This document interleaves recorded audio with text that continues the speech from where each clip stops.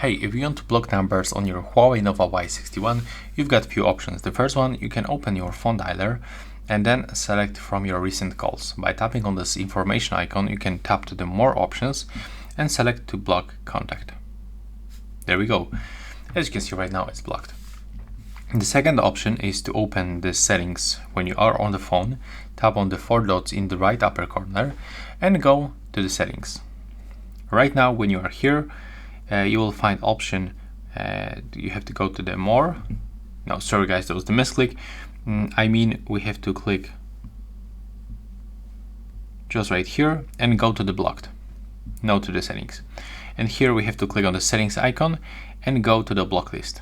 And right now, if you want to add here the number that is not in the recent, click on the add. You've got a couple of the options. You can add from contacts, from the call log, from messages, block prefix, or just add it manually. And then click OK. And as you can see, that's all. Bye.